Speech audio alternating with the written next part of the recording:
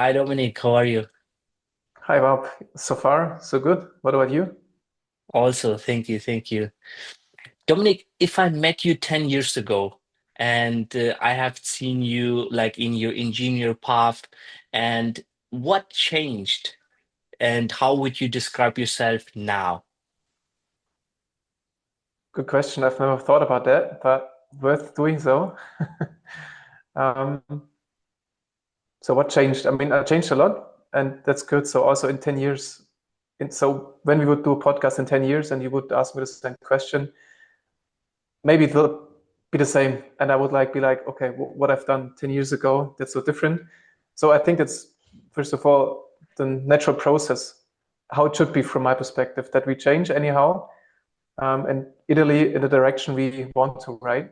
And I, at the moment, have the feeling it was and still is the right direction. But what changed specifically? So, yeah, first of all, my profession, of course.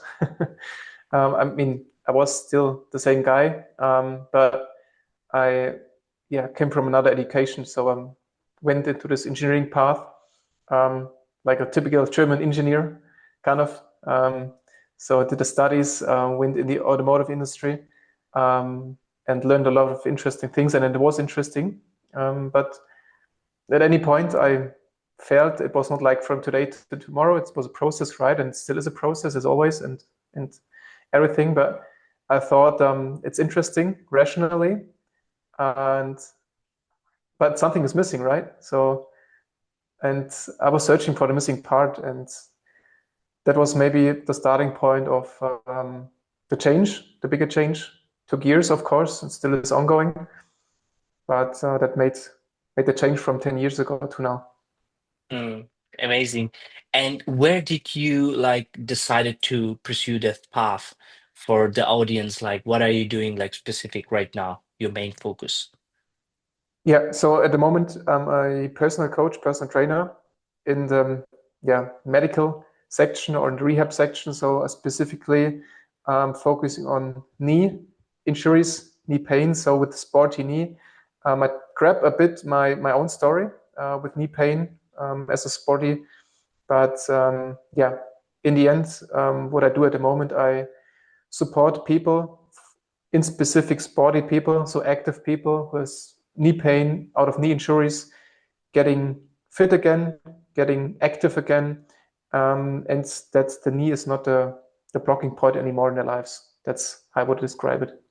Mm, interesting.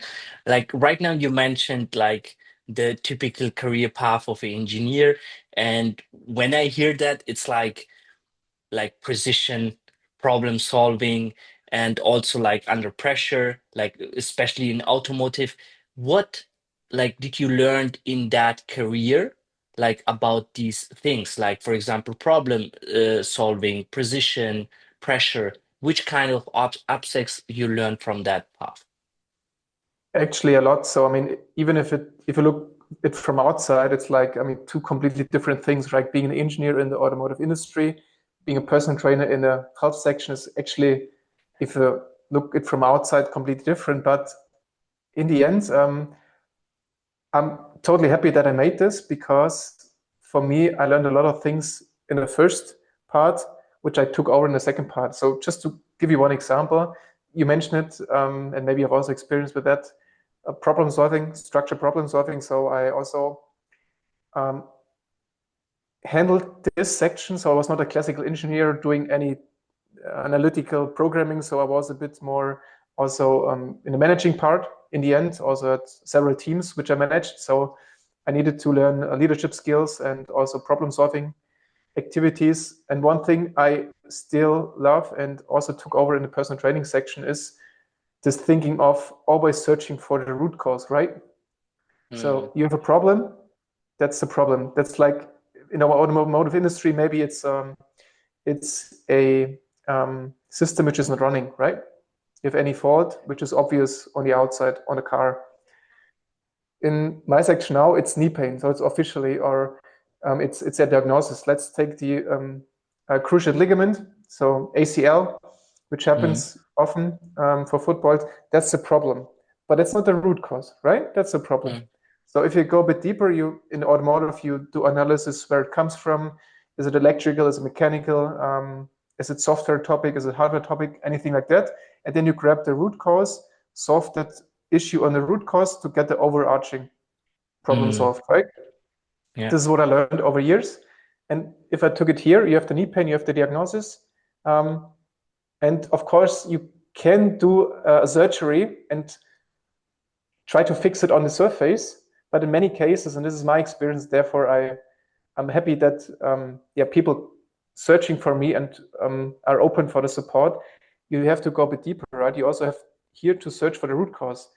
So if I take the cruciate ligament, yes, if you play soccer, I don't have to tell you there's always a risk of anterior cruciate ligament um, surgery or an pain. So that's the reason why professional players they have this injury, they have ACL issues, even if they have the best support. So there's always a risk, but it's your discipline, it's your part of the game to look for that this risk is minimal, right? Mm, So it's always also physical stuff like the legs are going more to the inner side, instability, muscle disbalances, mobility issues. All these kinds are increasing the risk of injuries. And that's then in the end for me the root cause where we have to take care of that in the rehabilitation or rehabilitation we get strong again and the prevention we reduce the risk in the end. So mm. searching always for the root cause is one I think prominent synergy from my past career to the current and future career. Yeah. Okay, very interesting. And it makes like so much logical sense if you explain that. Yeah, that's true. Why knee?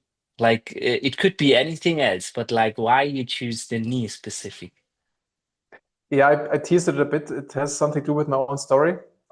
So I also was not professional, but semi-professional player. So I was in the end really ambitious, like with 18, 19, 20. Also getting higher, getting better. And at any point with 21, yeah, with 21, that was the first ACL injury I experienced, which is it kind of normal nowadays that at any point in time, some percentage of the players in a team get this injury. Tragically, because it could be changed, and that's also kind of my mission to change that. But that happened, and for me, it was like okay, really sad in the beginning because I was like going further. But in the end, for me, it was like okay, you just do what the surgeon says, you just do what the physiotherapist says, and everything will be good in 6, 7, 8 months again. But it was not good again, so I reinsured my knee. I had also bigger issues in the knee with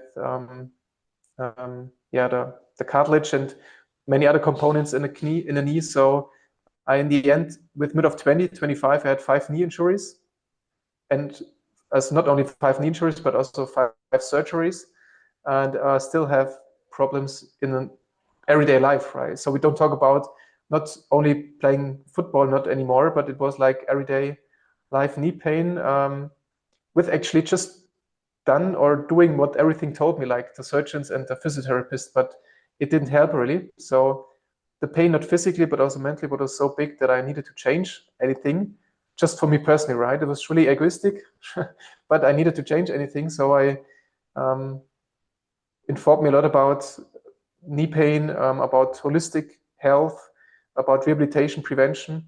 I fixed my knee in the end, not from today until tomorrow. That was a really long process over years, but experienced, okay, there's something more out there, which is there, but people don't know in the end. And I still saw many colleagues and other people insuring their knees. So there where the two things come together. And I just started as a side job, side hustle with education, of course. So I did a fitness education apprenticeship, personal trainer, sport rehab coach, and so on. And then I started the side hustle, get bigger, and here we are. Mm, wow. I mean, that's powerful to have like also experience it through. It's like like I always say in psychology, we have like the sentence, don't praise the apple without eating it. Like, and in your case, you have like 5 injuries, and when you tell something, you know from which pain you're coming and how it is to be in that phase of, oh, maybe after the injury it's better. Oh, no, it's not better. Maybe I need a different injury, and then going to the roots by yourself. What would you say? When you was going to that journey and you were saying it took me like a long time to fix that, and what was like the biggest misconception you had before? Mhm. I think there are many of them, but um, I would grab maybe two and then decide what's the bigger one. So the first one is just physiologically, so physically, that once you have a topic in your body, of course you think you can't do anything, you have pain, you change your behavior, your nowadays behavior, your movement, right? And that's like a circle in the wrong direction, right? Because you have any pain, and pain is actually, and this is also what I learned, it's a good thing, because the body's telling us, hey guy, there's something wrong, please look at it. So that's a first warning. But the wrong direction is to don't do any movement, to don't do any strength training, for example, to don't do any mobility training. Exactly the opposite is right from my perspective. So not like headless, just going into it with a lot of pain. No, there's a structure, a pain feedback structure in the end. But the first one thing, just physically, to movement, to training, go in specific, yeah, situations where your knee, where your whole body gets some activity, right? Because we need to sign the body that um, we are eager to go back in movement, and the only thing to do is to go into movement, right? Mm, So that's one thing. So a bit less fear about movement, more openness, step by step. And the second thing is that we are not only our body physically, but we are also a lot more specific thoughts. So overall, the mindset, right? So this is the holistic approach I taught before, because in the end, with mid of 20 or end of 20, it was not only a physical issue, it was actually in the end more a mental issue, right? mm, So yes, I had this physical knee pain anyhow, but this was not the biggest pain. The biggest pain was mentally, that I made myself so bad, that had bad thoughts, that I didn't love myself, that yeah, I have really a lot of negative beliefs uh, where I was not conscious about, right? I just thought, okay, that's my belief. Oh, that's me, right? And that's bad, and that's and so on and so on. But mm, in the end, I learned we are not our beliefs. We are all good. It is all good, and that's a big mindset shift, which of course also helped me to go through this process of, yes, physical pain, but in the end also mental pain, but with another mindset, with a positive mindset, and with also mental work. So we also mental exercise. It's not like I tell myself, yes, I'm good and everything will be good. That's one mm, part with affirmations, for example. But in the end, it's also yeah, like physical work, mental work. So these two things: physically go in the movement, and mentally being aware of it and also working with it. mm. Yeah, that's like, thank you for that, because first of all, I have like that neck pain, right? And after Right you're now, telling right like, now. yeah, like right now, there's like for like around 2 months I have that neck pain, and you're completely right, because what I'm doing, like directing my mind, don't move it like here. And after you're telling that, I'm trying to move more, like just a bit to, because I have the feeling, oh, okay, maybe I should like give it a rest, right? But you're right, like if I do that, maybe it will never get open, or like never install the muscle. But it's like the first approach, don't move that in that direction when you have that a bit Mm. pain. But it's a Mm. sign for the body. Okay, this direction is not used anymore, so it's Yeah. okay that pain is there. Yeah, that's the wrong message to the body in the end. Yeah, yeah, yeah. Very good point. Then you mentioned also the physical pain is there, but the hard part is also the mental pain. And you mentioned like that the self-belief is not you. Like, what was the key moment for you to change that when you were like in that darkness? I think the pain was just too big, right? Not physically, but also mentally. I've never been diagnosed with a depression or anything like that, but I think it went in that direction, honestly. So it was really dark, it was really bad. Like I didn't have any solution anymore, kind of. Um, and then I just began doing some mental stuff, right? So I think I remember the first thing I've done was like a 3 minute, um, 3 minute kind of affirmation, which I heard every day in the morning. It was really like positive thoughts, like you're good, it's all good, like you're not your beliefs and stuff like that. So, and of course, it changed not from today until tomorrow, but anyhow, it helped me as a starting point where I noticed, okay, it's not bad. It's the opposite. It's getting better with it. If I keep doing that, and it went more. So then I went more into this topic of meditation. First Mm, with the structure, then free meditation, and slightly I noticed that yeah, it helped. So I just kept doing it. Um, but that's I think the hard part that in physics, but also mentally, you first need to do some things over time and time to get the benefits to keep going because it's I think I don't need to tell you often the time that you tell someone that's maybe good for you, he does it 1 or 2 times, doesn't have a direct benefit and stop doing it. So but anyhow, it kept going and it went better. I did more, it went better. And from this negative circle, I went into a positive circle, um, and it got better and better again with all ups and downs, of course. mm. Yeah. Yeah, that's completely true. Like I can agree 100%. Like you have to do a certain time, like, and you don't know if it worked, and that's like the hardest part. But you do it anyways until you see something. Oh, it worked, and then you do it more. And I would say it's also related to business. Like in your case, you mentioned like now you're doing your main focus is on the knee and also like as a self-employed, building your own company structure. How is the mental part doing that and putting time in it without knowing if it would work?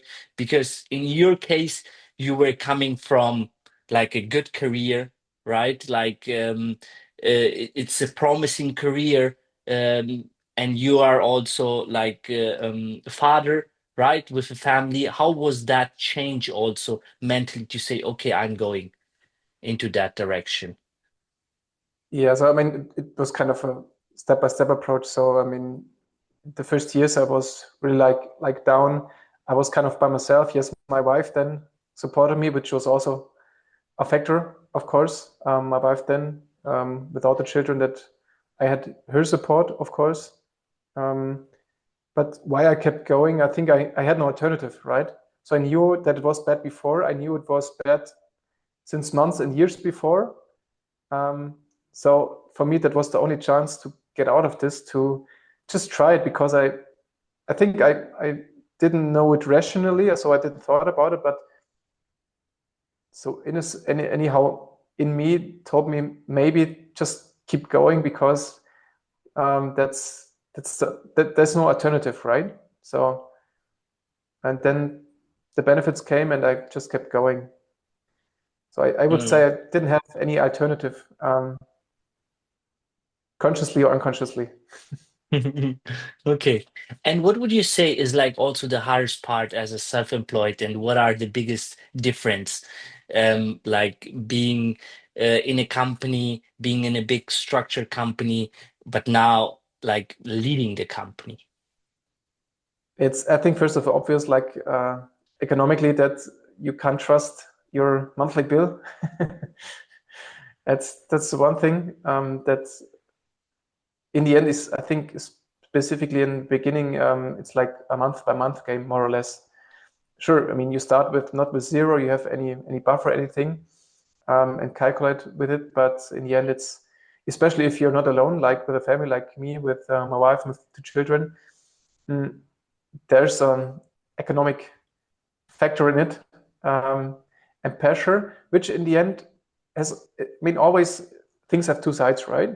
Um, so the challenging thing, yes, you need to get the money and you need to search for new clients and you need to do a good job to get the money, sure, economically. But on the other side, it's also good because it's kind of a push, right? And this is what I experienced in the beginning when I was an engineer or a manager in the end and had the side job. So economically, I didn't have any motivation to do it because the job was good, it was fine, and I could have a good living with it, right? So there was no push from this on that, and this was, I think, in the end, also a reason why it took quite some years to get this started because I did some website programming and I did some conceptual work, but in the end, I never went really out for a long time because this economic pressure was not there. And once I changed it, kind of with a big step that was there, and this was the sign for me, okay, guy, you need to do something, otherwise you can't support your family, kind of. Mm. Yeah, okay. That's like, as you mentioned, like bringing into a situation where you have no alternative, right? Like, then you're there and you say, okay, how I would provide for the family, I have to do it like now bigger and or like I have to grow that. Yeah, that makes sense. Nice. Yeah. Dominic, let's go a bit into like practical advices for young people and like also for like I mean you played by yourself football and we know it's a common thing having knee problem.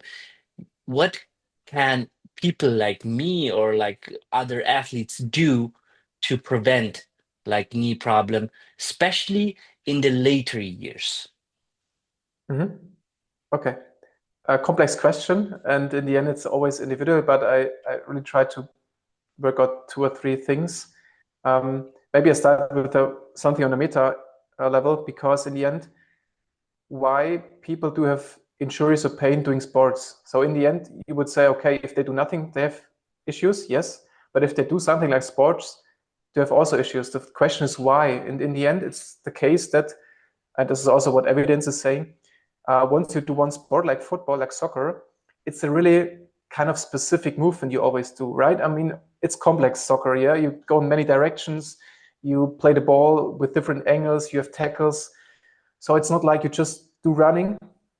It's a bit more complex, but in the end, it's still one movement, one sports, one direction, one movement structure, which is kind of always the same. So, and this means that on the other side, structures, muscles, and stuff, they got imbalanced more or less if you don't work for it. Because I mean, we as humans, I believe we are not went on planets to play only soccer or play only or go only jogging or play tennis. We are here actually to do all kind of movements, like in the old ages, searching for food, um, rubbing animals, resting, but do actually all kind of movement because our joints, not only the knee but the shoulder and the and all of them, they are there for movement, right? For different movements. And in nowadays life, like we sit a lot, we do a lot of like this. Our hands are not anymore there, but they're a lot rather there. These are all things we are not made for, and therefore pain is there generally. But in Mm, soccer, you have like specific movements, and one example is, for example, that the anterior upper leg, so the big muscle, the quadriceps, is rather big and strong for most of the soccer players, but the back is not mm, really strong. yeah. Because we run a lot and we hit a lot and we shoot a lot, and this is all where the quadriceps is activated, but the back one is not really activated. This is also the reason, for example, why a lot of injuries happens in a muscle in the back Mm, or a bit lower. So um, this is the case, and actually also the back muscle is a big supporter for the ACL, right? So this is just one example where you can see if you do sports, good, but it's if you do a specific sport like soccer, you also need to do the counter movements and the counter training. For soccer, that means, for example, of course, do strength training, and this is individually. So someone has their imbalance, the other one there, but this is my job to find individually out there's the imbalance to work with specific exercises on the individual issues. But if I take it from my experience from up to down, often it's really the backside of the leg, which is not strong enough, very imbalanced because there's a perfect balance between quadriceps and hamstring. It's between 60 and 66% from evidence. And often it's the case that this is out of balance. So that's in the back, it's too weak in the end. That means we need to do countermeasures, so strength training. Strength training in general, also for soccer, of course, for the core, but for the back as a general topic.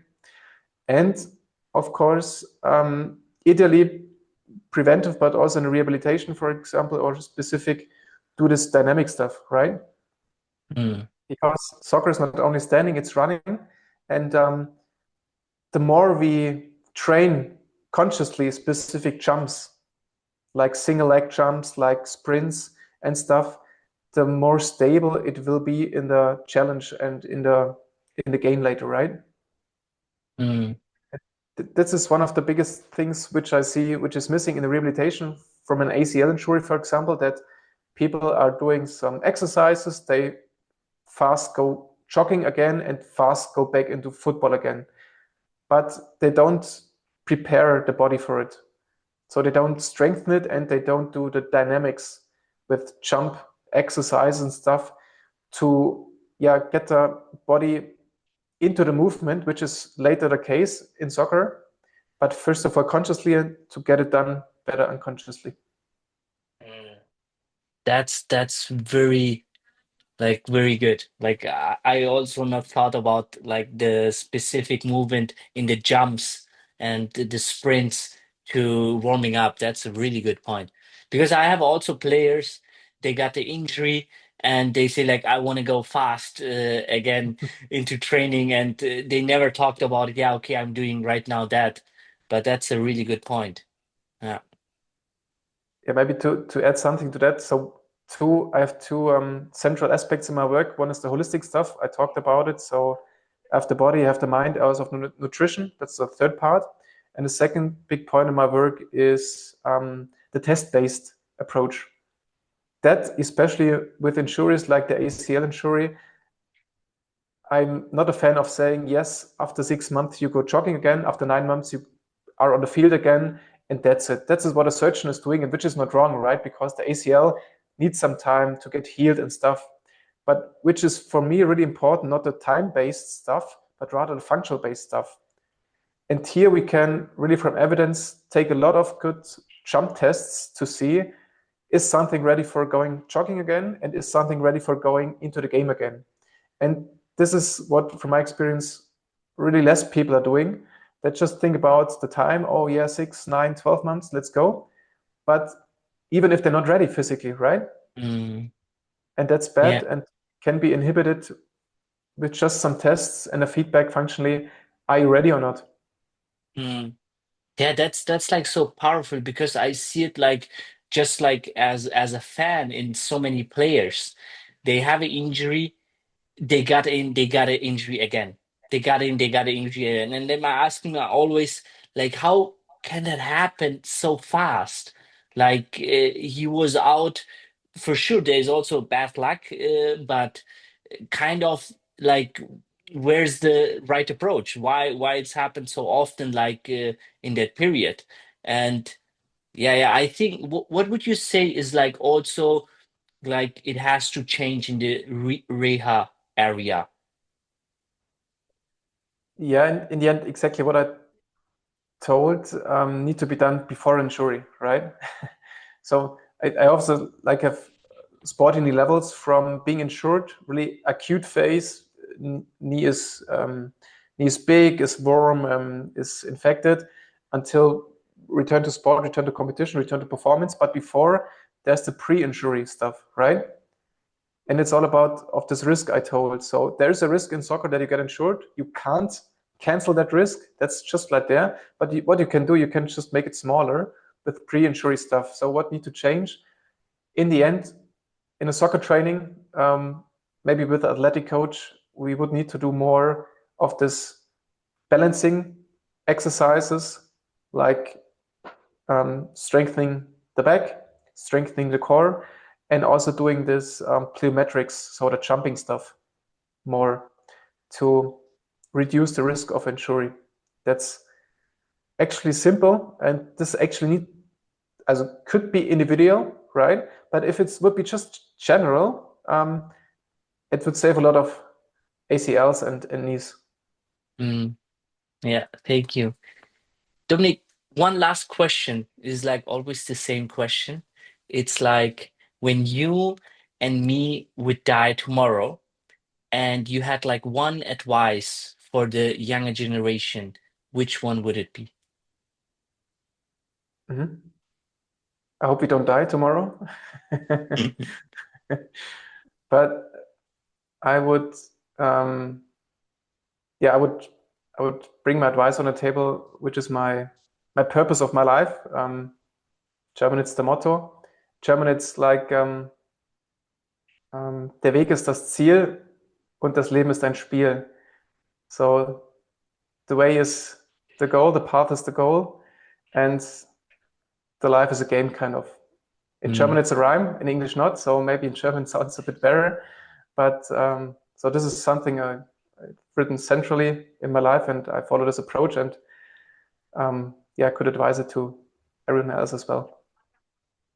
thank you, Dominic.